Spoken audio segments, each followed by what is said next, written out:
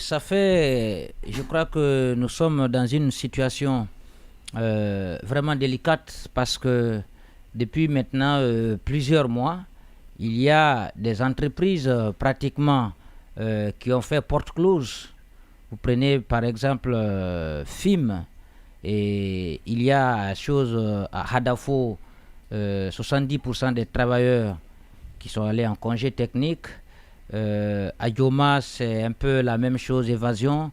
Au fait, c'est une situation aujourd'hui qui dépasse les entendements parce que personne ne pouvait croire que la liberté de la presse pouvait prendre un véritable coup, aller jusqu'à retirer des médias libres, des canaux, notamment Canal+, et Star Times. Et ça ne s'est pas arrêté là parce que vous voyez aujourd'hui, même les publicités et autres là, c'est l'État qui donne des orientations, qui interdit notamment, si vous voulez, à ces structures de communiquer sur ces médias, de demander aux grandes compagnies de ne pas communiquer sur ces médias. Donc tout est réuni en quelque sorte aujourd'hui pour enterrer les médias libres. Il y a des démarches notamment qui ont été entamées par les associations de presse, et ça fait trop longtemps, et la HAC aussi a été notamment impliquée. Mais une chose quand même reste claire, c'est que aujourd'hui, au sein du paysage médiatique, je crois qu'il y a véritablement des problèmes parce que si des journalistes, aujourd'hui on parle de 500 journalistes qui ont perdu leur emploi, est-ce que c'était l'objectif de la prise du pouvoir le 5 septembre? Aujourd'hui, beaucoup d'entreprises ne fonctionnent pas. Est-ce que c'était l'objectif de la prise du pouvoir le 5 septembre? Donc, beaucoup d'interrogations, des démarches ont été menées. Mais où nous en sommes? Donc, il va falloir que les associations qui ont été notamment qui ont été commises à aller négocier avec notamment la HAC et la primature puissent quand même situer les journalistes sous leur sort. Parce que ça fait assez de temps. Aujourd'hui, il y a un véritable baroud d'honneur qui s'est installé dans le paysage médiatique. On a comme l'impression que c'est une descente aux enfers.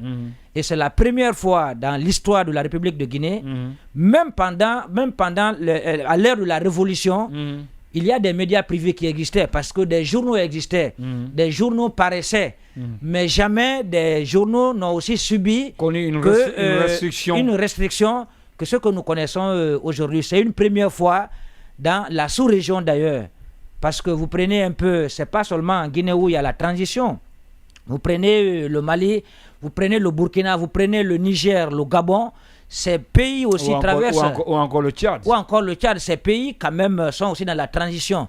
Mais les entreprises de médias fonctionnent normalement. Et on ne comprend pas pourquoi est-ce que le CNRD peut se retourner. Et donc les médias, tout au début, il y avait quand même cette amitié, mais on n'a pas compris réellement ce qui n'a véritablement pas marché. Et aujourd'hui, je crois que le CNRD, tout ce que nous lui demandons, c'est de revenir quand même à de meilleurs sentiments. De revenir à de meilleurs sentiments, négocier avec les médias libres. Parce que rien ne sert de venir fermer une entreprise. C'est fermer une entreprise, venir fermer une entreprise de médias, c'est envoyer des centaines et des milliers de jeunes au chômage. Aujourd'hui, on ne parle même plus d'entreprise, mais c'est le métier. Alors, pour vous, qu'est-ce qui n'a pas marché? Les facultés de l'information et de la communication. Pour vous, qu'est-ce qui n'a pas marché? Parce que quand même, ce qui n'a pas marché, des négociations, ce qui n'a pas marché, des démarches, il y a eu des rencontres, il y a eu des tentations, mais jusqu'à présent, la situation reste crispée. Qu'est-ce qui n'a pas marché selon vous? Oui, c'est parce que le CNRD ne veut vraiment pas voir les médias privés évoluer en République de Guinée. Sinon, ce n'est pas la première fois que la Guinée connaisse quand même une transition. On a vu autant de feu Lansana Conté.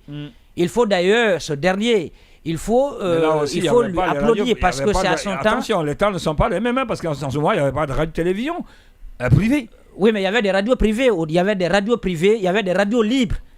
Et je crois qu'il y avait aussi, c'était la même liberté de ton. Mais jamais on a entendu autant de feu. Vous voulez parler à la prise du pouvoir en 1984 ou... Non, même après ça. Après ça, les choses ont évolué. En 2008. Oui, mais est-ce qu'il y avait autant, à la prise du pouvoir en 84, il y avait des journaux qui paraissaient. Ouais. Vous prenez par exemple le Lynx n'a jamais changé. C'est un journal satirique. Hein? Le journal, vous prenez l'Indépendant, le Démocrate, le Diplomate. Ces journaux n'ont jamais eu de problème. Autant de feu Lansana Conté. Et en 2006, on a vu la libéralisation des zones. Grâce à qui? Ça, c'était autant d'une transition. Non, attention, d'un régime militaire. Hein? D'un régime militaire, oui, c'était une transition. Pas une transition. Oui, bon, d'accord, ce n'était plus une transition. Ouais. Parce qu'on avait déjà assisté aux élections démocratiques exactement, en 93. Exactement. Voilà. Exactement. Donc, mais il faut quand même reconnaître que c'était un régime militaire. Oui, un régime militaire. Voilà. Oui. Et après son temps, on a vu autant d'Addis. À la prise du pouvoir, c'est vrai que certains médias ont été attaqués, mais par la suite, je pense que ces médias, par après, ont commencé à émettre. Et Dadis était très d'accord avec les médias. Et c'est à son temps, d'ailleurs, la subvention a augmenté. Et autant de Sekouba Konaté s'est fait entourer quand même de vieux briscards de la presse. Hein? Et après lui, Alpha Condé, notamment Tibou Kamara. Oui. Vous prenez autant d'Alpha Condé, même si parfois il n'y avait véritablement pas cette amitié, mais jamais quand même monsieur Alpha Condé n'est allé très loin pour demander de connecter notamment des médias, des canaux de diffusion. Donc c'est une première fois. Et je crois que aujourd'hui, tout ce que nous demandons au CNRD, c'est quand même d'accepter, parce que une fois encore, les médias privés ne sont pas là contre le régime en place. Mais de la façon dont le CNRD voudrait que les médias marchent, ça ne peut pas marcher comme ça. On ne peut pas présenter la Guinée comme le CNRD le souhaite. Là, on arrête d'être journaliste. On arrête d'être une entreprise de médias. Parce que, imaginez-vous, il y a quand même des dossiers d'enquête dans lesquels des commis de l'État ont été éclaboussés. Et le CNRD, à la prise du pouvoir, nous a dit qu'il s'inscrit dans la moralisation de la vie publique. Ouais. Est-ce que les médias ne sont pas là pour aider aujourd'hui à moraliser la vie publique? La réponse est oui. Alors, mais pourquoi fermer ces médias?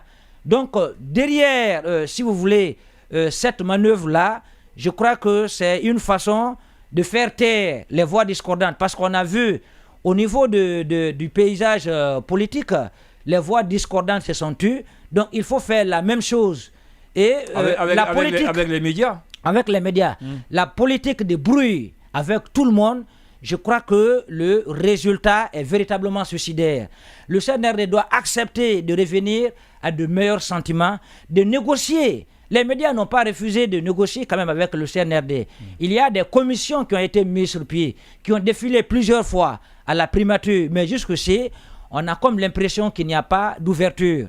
Et les conséquences sont en train de s'abattre, pas que sur les médias aujourd'hui, parce que le peuple est sous-informé.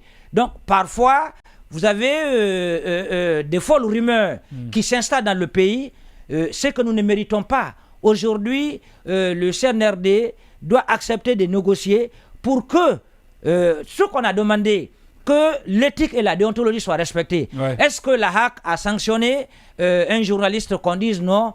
Pourquoi la HAC a sanctionné tel ou tel journaliste? Non. Moi-même qui vous parle, moi j'ai été sanctionné par la HAC, mais la vie continue.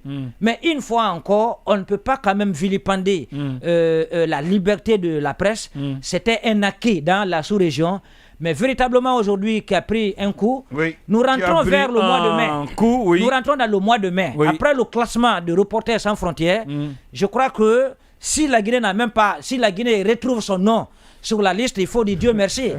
Parce qu'aujourd'hui, la Guinée ne mérite véritablement pas d'avoir le nom sur le rapport qui va être diffusé. Non, véritablement, mais voyez aujourd'hui, je crois que c'est une première fois, les entreprises de médias traverse une situation pareille. Une véritable crise. Aujourd'hui, le CNRD, tout ce que nous demandons, toutes les institutions, Omar Diallo, et ne sont pas que des médias. Le CNRD a été acculé et interpellé, même à l'international, afin de laisser les journalistes faire leur travail. Aujourd'hui, c'est malheureux. Je crois que c'est une première fois, mais c'est la mauvaise histoire que le CNRD a donné, si vous voulez, du point de vue liberté de la presse et même des droits de l'homme. Parce que pas que la liberté de la presse, vous prenez les droits de l'homme. Mais sauf que vous n'avez pas répondu à ma question, Fally. Oui. Cette rencontre demain, on peut s'attendre à quoi? Bon, ce à quoi on s'attend, c'est que les responsables qui ont été commis à négocier nous disent aussi la vérité. Mais sauf que parce qu'on ne comprend pas au niveau de cette commission. Au niveau de cette commission, on ne comprend pas trop. Est-ce qu'il y a des gens qui ont des intérêts avec le CNRD à protéger? Oui, qui ont des intérêts à protéger. Et est-ce qu'ils ont des intérêts aujourd'hui que ces médias évoluent comme ça, que des médias soient véritablement fermés, qu'on voie vraiment des journalistes au chômage? Parce qu'il y a des journalistes aujourd'hui qui sont sur le point de divorcer parce qu'ils n'ont plus rien. Il y a des journalistes qui sont véritablement malades, qui ne peuvent pas se prendre en charge. Donc, c'est pas à payer le loyer. Merci, c'est un sale temps que nous traversons aujourd'hui. Merci, Fally. Ce que nous souhaitons demain, pour finir, ce que nous souhaitons demain, que les associations de médias nous disent clairement la vérité. Nous disent véritablement la vérité. Ceux qui doivent véritablement changer, quitter dans des médias pour choisir autre chose à faire, parce qu'après, il faut vivre. Qu'on nous dise véritablement la vérité, parce qu'on ne comprend pas. Il y a certains responsables qui ont des accointances avec le CNRD.